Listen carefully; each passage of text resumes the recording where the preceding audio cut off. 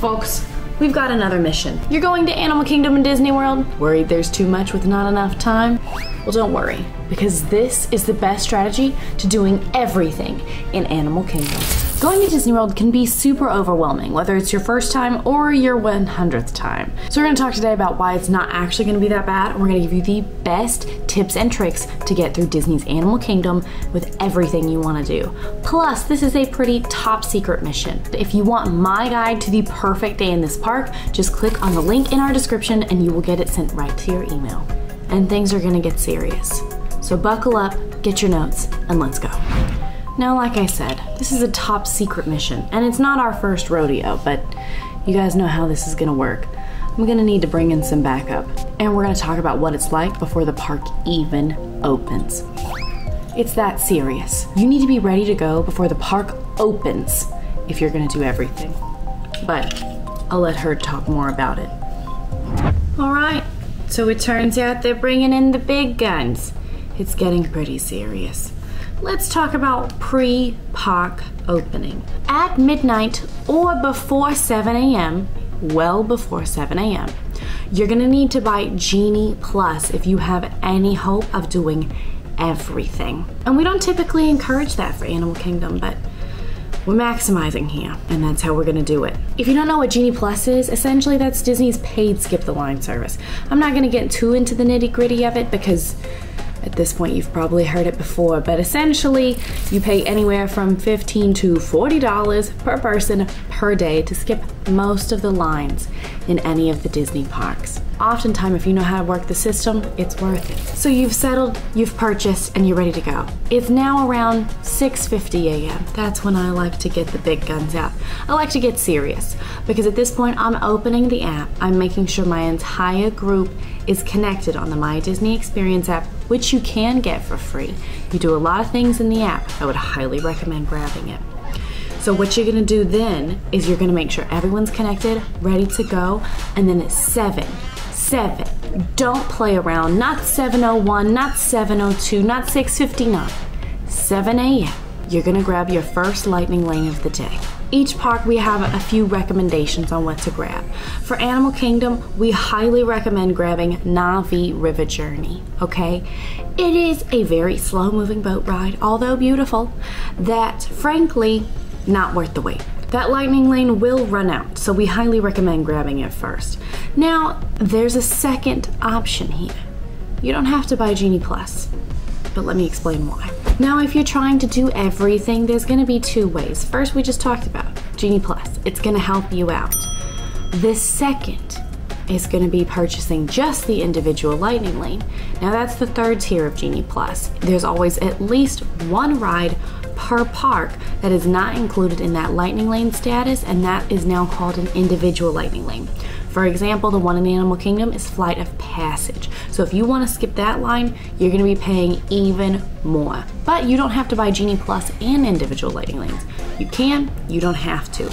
In Animal Kingdom, if you're not going to do Genie Plus, we highly recommend grabbing the individual lightning lane for Flight of Passage. Now, typically we do recommend doing one or the other, not necessarily both, but hey, it's your trip, you're a seasoned agent, you know. If you want to buy them both, do it. If you want to buy none of them, up to you. But we recommend buying at least one of the two. It's not safe here. We have to move. So, meet me wherever I end up because I'm not sure where I'm going yet. But you'll know. You'll find me there. Let's try that again. I think we're safe here. This is where we're gonna talk about what happens when the park is open. So you've got your lightning lane or your individual lightning lane, and now it's time to get serious. This is where rope drop is gonna come into play. Let's ride, let's talk about rope drop. It's essentially when you get to the park a little early. The earlier the better, in my opinion, but basically you get there before the park opens, so that way you can get in line, so that way the lines are not as bad throughout the rest of the day. This is something I live and die by. Some people don't feel as strongly. Personally, I love it. So the thing about rope drop is it can kind of vary depending on parks.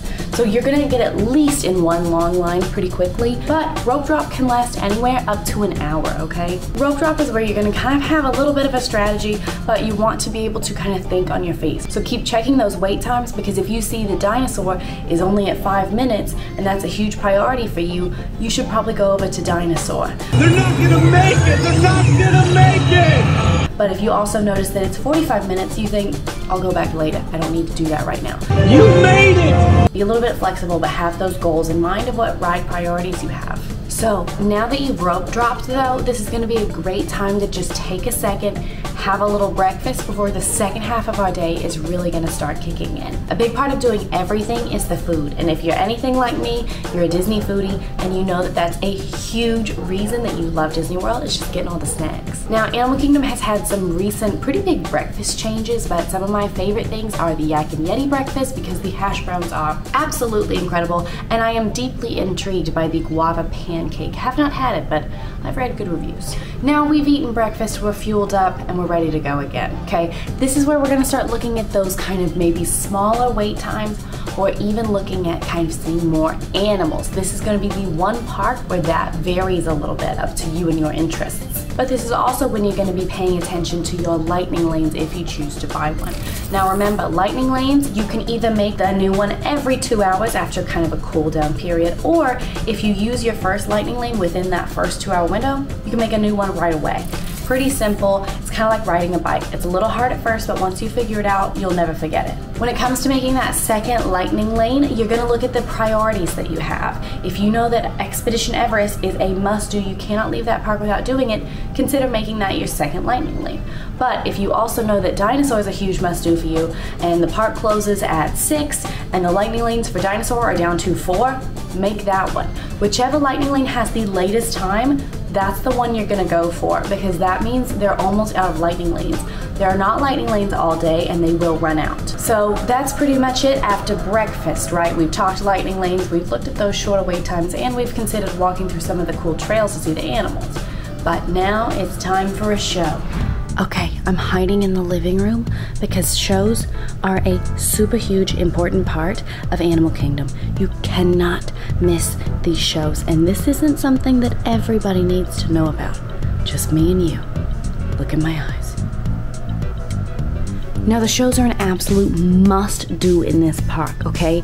They are incredible, and they do not run all day, so if you want to prioritize seeing as many shows as you can, you're gonna need to start earlier in the day, because starting around 5, they're gonna start falling off and they're not gonna be running anymore.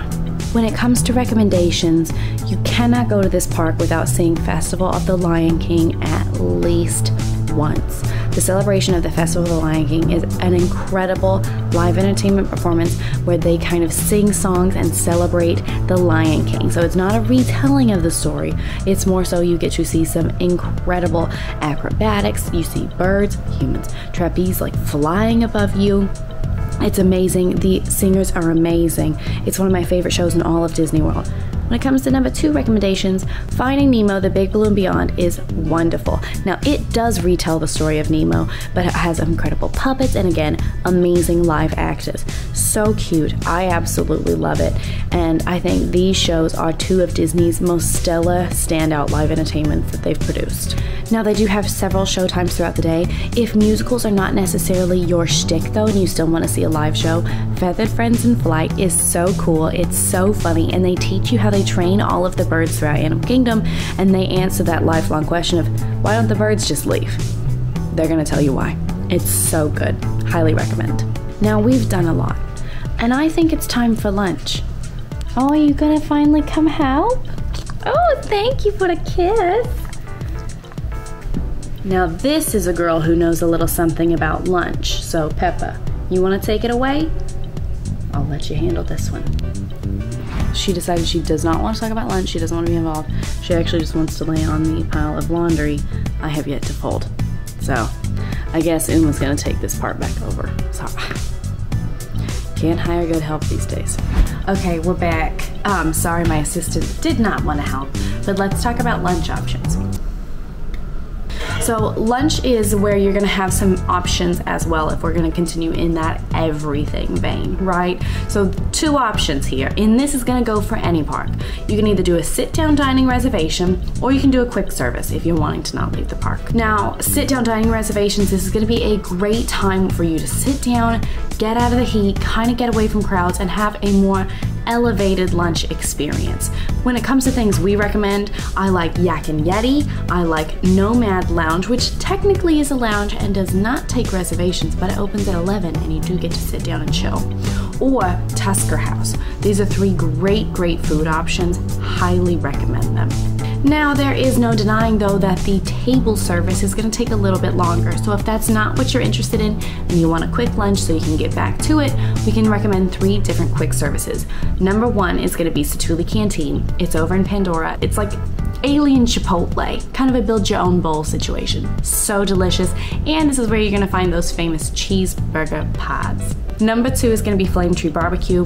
This is a really fun barbecue spot. It's a little bit more of a safer option, but really still very tasty. And then number 3 is going to be Yak and Yeti local foods. Now, I mentioned Yak and Yeti for a sit down. They also have a quick service.